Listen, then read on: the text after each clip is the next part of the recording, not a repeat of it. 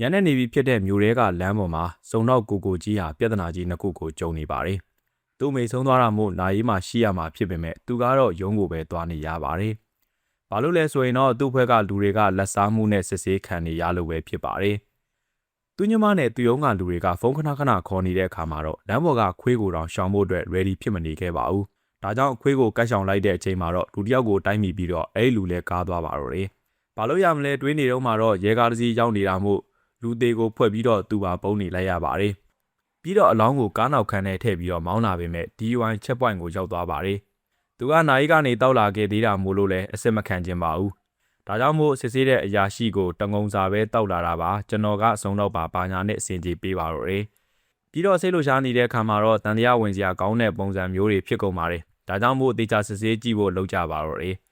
တဲရော့ကကားနောက်ဖုန်းကိုဖွင့်ဆက်မလို့ပြင်နေတော့မှပဲကြောက်လန့်တရားဖြစ်သွားတဲ့ကိုကြီးကလည်းဝင်တားပါတယ်။အဲဒီမှာတခြားသူတွေကဝိုင်းတွေ့ကြတဲ့အခါမှာတော့သူလည်းပလက်လန်သွားပါတော့တယ်။အဲချိန်မှာပဲသူကစုံနောက်ဆိုတာတီးပြုတ်ချက်ရသွားတဲ့အခါမှာတော့သူ့ကိုလွတ်ပေးလိုက်ကြပါတယ်။ရဲစခန်းမှာတော့ချိုကြီးဒိုဒိုနဲ့ကိုကြီးအဖွဲ့ကကြံတဲ့လူတွေဟာသူတို့လက်စားထားတဲ့ငွေတွေကိုပြည်ထောင်ရေးဌာနကလူတွေကရှာတွေ့သွားတာမို့လို့အတော်လေးပြဿနာကြုံနေကြရပါတယ်။သူတို့ဘက်ကခေါင်းဆောင်ကဝင်တားပေမဲ့လည်းစစ်ဆေးရေးသမားတွေဘက်ကလည်းတိကျကိုပြောနေတာပါ။ကိုကြီးကတော့သူညီမရဲ့ဒေါသထွက်နေတဲ့ဖုန်းခေါ်ဆိုမှုကြောင့်နာရေးကိုပဲပြန်သွားဖို့ဆုံးဖြတ်လိုက်ပါတယ်။မိသေးတဲ့သူသမီးမိမိကိုငေါ့နေတော့မှပဲသူ့ရဲ့ဖွဲ့သားတွေကသူ့စီကိုရောက်လာပါတယ်။သူ့ဖွဲ့သားတွေကလက်စားတာမှာသူပဲတာဝန်ခံဖို့ပြောတော့ကိုကြီးကညင်းပါတော့တယ်။သူတို့အငင်းပွားနေတော့မှပဲအကောင့်ပိတ်တော့မလို့လာပြောတဲ့ကိုကြီးညီမကြောင့်ရက်သွားကြပြီးတော့သူ့ရဲ့ဖွဲ့သားတွေလည်းထွက်သွားကြပါတယ်။ရိုးရအအကောင့်ကိုပိတ်နေတော့ပြည်ထောင်ရေးဌာနကသူ့ကားကိုစစ်ဆေးမှမို့လို့သူ့ကိုတွေ့ကျင်နေတယ်လို့သူ့ဖွဲ့က message ပို့လာပါတော့တယ်။ဒါကြောင့်မို့အလောင်းဖွဲ့ဖို့အတွက်အကြံထုတ်ပြီးတော့ပလန်တစ်ခုချလိုက်ပါတယ်။ပထမဆုံးပူစီပေါင်းတွေသွားဝယ်ပါတယ်။ပြီးတော့လေထွက်ပေါက်တစ်ခုကိုဖွင့်ပြီးတော့သူသမီးရဲ့ remote နဲ့ထိန်းချုပ်လို့ရတဲ့စစ်သားရုပ်လေးကိုအတွင်းထဲကိုထည့်လိုက်ပါတယ်။ဒါပြီးတဲ့အခါမှာတော့အခန်းထဲပြန်ဝင်လာပြီးတော့တယောက်တည်းကြံချိန်မှာဘောလုံးတွေကိုလွှတ်ပြီးတော့ CCTV ကင်မရာတွေကိုကွယ်လိုက်ပါတယ်။ဒီနောက်မှာတော့တကားကိုလော့ချပြီးတော့သူ့ရဲ့ပလန်ကိုစတင်လှုပ်ဆောင်ပါတော့တယ်။လေထွက်ပေါက်ကိုရောက်ဖို့အတွက်ခုံထဲတက်ပြီးတော့ဘုံကိုဖွင့်ပါတယ်။ပြီးတော့စစ်သားရုပ်ကိုအတန်သွင်းလိုက်ပြီးတော့အခေါင်းကအတန်ကိုလည်းပြန်နှုတ်လိုက်ပါတယ်။သူလုံးနေတဲ့အတန်တွေကိုနာရဲအိမ်လုံသမားကကြားပြီးတော့တတိပြုမိသွားပါတယ်။ဒါကြောင့်လုံခြုံရေးခေါ်လိုက်တဲ့အခါမှာတော့အခန်းကလော့ကျနေသလိုကင်မရာတွေကလည်းပိတ်နေခဲ့တာပါ။ဒါကြောင့်မို့အဆောင်ကလည်းတော့ရဖို့အတွက်ဒရိုက်တာကိုလိုက်ရှာရပါတော့တယ်။အဲ့မှာအချိန်နဲ့ပိုရသွားတဲ့အခါမှာတော့ညနေညနဲ့များတဲ့ကိုကြီးကလည်းသူ့ပလန်အတိုင်းတစ်ဖက်ကအလောင်းကိုကျိုးနဲ့ဆွဲယူပြီးတော့သူ့မိခေါင်းထဲကိုထည့်လိုက်ပါတယ်။ဒါပေမဲ့သူတမ်းမိတဲ့လူရဲ့အိတ်ကတ်ထဲမှာဖုန်းပါနေတာကိုတော့သူလည်းလွတ်သွားပါတယ်။ဒါကြောင့်ဖုန်းကအခေါင်းထဲကနေမြည်နေပါတယ်။အဲ့မှာပဲဒရိုက်တာကတော့ဖွင့်ပြီးဝင်လာတဲ့အခါမှာတော့ကိုကြီးကထိုင်လိုက်ပြီးတော့ပူဆွေးနေရန်ဆောင်လိုက်ပါတယ်။ဖုန်းကဒရိုက်တာဝင်မလာခင်မှာရပ်သွားတဲ့အခါမှာတော့ကန်းကလည်းကောင်းသွားပါတယ်။အကောင်းကိုကားနဲ့တည်သွားနေတော့မှပဲဖုန်းထက်မြည်လာခဲ့ပေမဲ့လည်းဒရိုက်ဘာကတချင်းမဲဆူနေတဲ့အခါမှာတော့ဖုန်းတန်ကိုမကြားခဲ့ရပါဘူး။ညမြုပ်ပြီးချိန်မှာတော့ကိုကြီးဖွဲကအကောင်းဆောင်ကလည်းဖုန်းဆက်လာပါတော့တယ်။ကိုကြီးကသူ့ကားကိုတေချာပြင်ဆင်ထားပါတယ်။ရဲကားတစ်စီးကပါကင်ထိုးတာစိုးနေတဲ့အခါမှာတော့သူကတိုက်လိုက်ပြီးတော့သူ့ရဲ့ကပ်ပြားကိုပြကဖင်ကျဲလိုက်ပါသေးတယ်။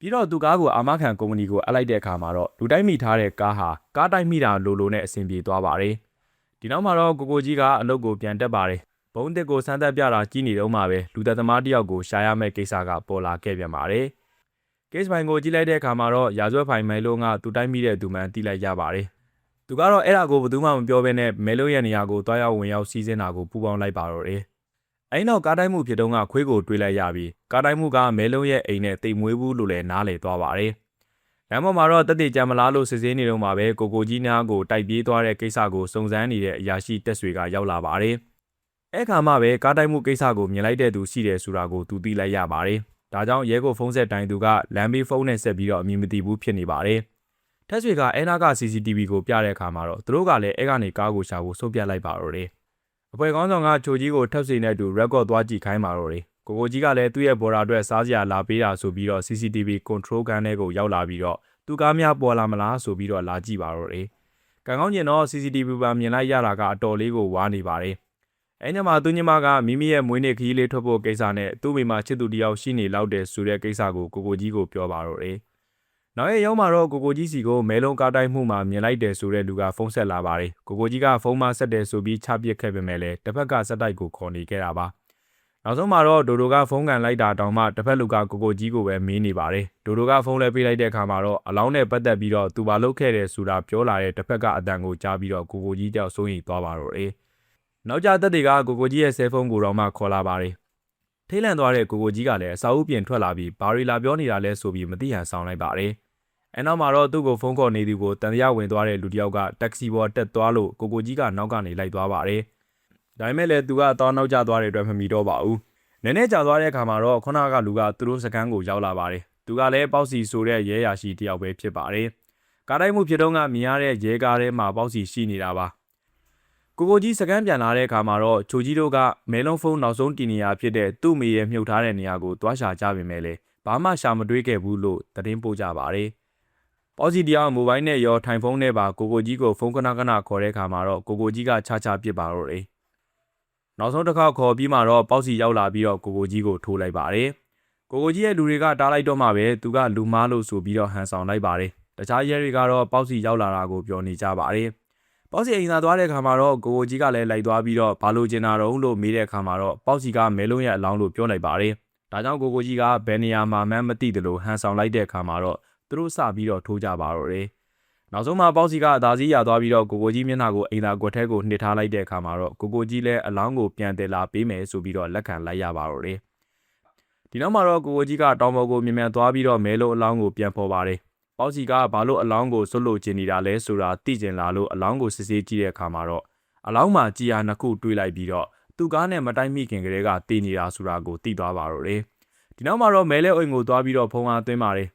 ်မဲလုံးရဲ့ပတ်စံအိတ်ကိုလည်းတွေးလိုက်ရပြီးတော့အဲ့ထဲမှာတော့ဘန်တစ်ခုရဲ့လိပ်စာကတ်လည်းရှိနေပါတယ်ဒီနောက်မှာတော့ဖုန်းကမြည်လာလို့ကောက်ကင်လိုက်တာမှာပေါက်စီကသူ့နောက်ကိုလိုက်နေတယ်လို့မဲလုံးကိုတတိပေးနေတဲ့အတန်ကိုကြားလိုက်ရပါတယ်ကိုကိုကြီးကဖုန်းပေါ်ကနံပါတ်ကိုဒိုဒိုစီကိုပို့ပြီးတော့ဘယ်သူလဲဆိုတာကိုရှာခိုင်းပါတော့တယ်အဲ့တယောက်ကတော့မဲလုံးရဲ့ကြံရပါဖြစ်ပြီးတော့အနီးနားမှာပဲနေတယ်ဆိုတာသိလိုက်ရတဲ့အခါမှာတော့ကိုကိုကြီးကအဲ့ကောင်စီကိုသွားဖို့ဆုံးဖြတ်လိုက်ပါတယ်တပတ်မှာတော့ကိုကိုကြီးကားကတိုက်ပြေးသွားတဲ့ကားဆိုတာကိုချိုကြီးကတီးသွားပါတယ်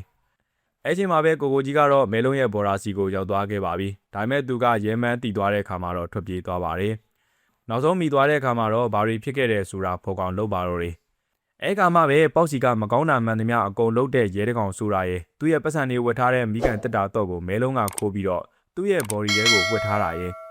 ဒါကြောင့်မို့သူတော့ပြန်ရဖို့အတွက်ပေါက်စီကမဲလုံးကိုပြစ်လိုက်တာရဲ့ပေါ်လာပါတယ်ဒီနောက်မှာတော့ကိုကိုကြီးကလည်းတောင်ပေါ်ကိုပြန်လာပြီးတော့မဲလုံးလောင်းကတော့ကိုလိုက်ရှာပါတော့တယ်ဒီနောက်မှာတော့သူကအလောင်းကနေပစ္စည်းရှာတွေ့နေတော့မှပဲချိုကြီးကရောက်လာပြီးတော့သူ့ကိုတိုက်ပြေးမှုနဲ့ဖမ်းလိုက်ပါတော့တယ်ချိုကြီးကားထဲရောက်တဲ့အခါမှာတော့ကိုကိုကြီးကအဖြစ်မှန်ကိုရှင်းပြပါတယ်ဒါကြောင့်မို့ချိုကြီးကလည်းပြန်လွှတ်ပေးလိုက်ရပါတယ်အဲချိန်မှာတော့ပေါက်စီကဖုန်းပြန်ခေါ်လာပါတယ်ကိုကိုကြီးတယောက်ဖုန်းပြောဖို့ကားထဲကအထွက်မှာတော့ကွန်တိန်နာတစ်လုံးကကားပေါ်ကိုကျလာပြီးတော့ချိုကြီးကိုတတ်လိုက်ပါတော့တယ်အဲ့ဒီခါကျမှမဲလုံးရဲ့အလောင်းကိုမနေ့6နာရီမှလိုချင်တယ်လို့ပြောထားတာကိုပေါက်စီကတတိပြန်ပေးလိုက်ပါတော့တယ်ကိုကိုကြီးကပြန်ပြီးချင်းချောက်တဲ့အခါမှာတော့ပေါက်စီကကိုကိုကြီးသမီးစီကိုသွားပြီးတော့အညာကိုကင်လိုက်ပါတော့တယ်အဲ့မှာသူသမီးကိုကယ်ဖို့အတွက်ကိုကိုကြီးခင်ဗျအင်ကိုအမြန်ပြန်သွားခဲ့ပေမဲ့လည်းသူရောက်တဲ့အခါမှာတော့ပေါက်စီကမရှိတော့ပါဘူးဒီနောက်မှာတော့ကိုကိုကြီးကပလန်တစ်ခုကိုချလိုက်ပါတယ်သူညီမတို့ကိုသူမပါဘဲနဲ့ခီးသွားခိုင်းလိုက်တာပါသူကတော့စကန်းပြန်ပြီးတော့ကြည်စံတွေနဲ့လက်တလုံးမှာတရုပ်ပြထားတဲ့ဘုံကိုပါသွားယူလိုက်ပါတော့တယ်ပြီးတော့အဲဘုံကိုမဲလုံးအလောင်းသားမှာထည့်ထားလိုက်ပါတယ်စနေတန်ကိုတော့မှချိန်ထားလိုက်ပြီးကီးချင်းလိုတောင်လှုပ်ထားလိုက်ပါသေးတယ်မနေ့ကသူတို့နှစ်ယောက်ဆုံးကြပါတယ်အဲချိန်မှာပဲပေါက်စီကကိုကိုကြီးတနက်ကိုယူပြီးတော့ကြည်စံတွေကိုထုတ်လိုက်ပါတယ်ကီးချင်းကိုတော့ပေါက်စီတယောက်တန်တရားမဝင်လိုက်ပါဘူးအဲ့နောက်မက်တယ်ဒီတက်တာနဲ့အလောင်းကိုစစ်ဆေးကြည့်တဲ့အခါမှာတော့ဘုံကိုစမ်းမိပြီးတော့တောရှိနေသေးတယ်လို့ပေါက်စီတယောက်ထင်သွားပါတယ်ဒီနောက်မှာတော့ပေါက်စီကကိုကိုကြီးကိုတတ်ဖို့လုပ်ပါတော့တယ်အဲ့ချိန်မှာပဲကိုကိုကြီးကတော့သူသာတည်သွားခဲ့ရင်ဒီကိစ္စကြီးတစ်ခုလုံးကိုထုတ်ပေါ်မဲ့အီးမေးလ်ကအချိန်နဲ့တပြေးညီစကန်းစီကိုပို့သွားမှာလို့ညာလိုက်ပါတော့တယ်ဂျုံသွားတဲ့ပေါက်စီကလည်းကိုကိုကြီးကိုလွတ်ပေးလိုက်ရပါတယ်ဒီနောက်မှာတော့ကားကပေါက်ကွဲပြီးတော့ရေထဲကိုနစ်ကျသွားပါတယ်ကိုကြီးတယောက်လည်းတနက်ကိုကြည်ပြန်ထည့်လိုက်ပြီးတော့ပေါက်စီပြန်တက်လာမလားလို့ရေထဲကိုအချိန်တစ်ခုကြာအောင်စောင့်ကြည့်လိုက်ပါသေးတယ်တေချာသွားတဲ့အခါမှာတော့အိမ်ပြန်ပြီးသူသမီးတို့နောက်ကိုလိုက်ဖို့ပြင်လိုက်ပါတယ်သူထွက်သွားမလို့လုံနေတော့မှပဲအသက်ပြင်းလာတဲ့ပေါက်စီကပြန်ပေါ်လာပြီးတော့သူ့ကိုချပါတော့တယ်ဒီနောက်မှာတော့သူတို့နှစ်ယောက်အကြာကြီးကိုချကြပါတယ်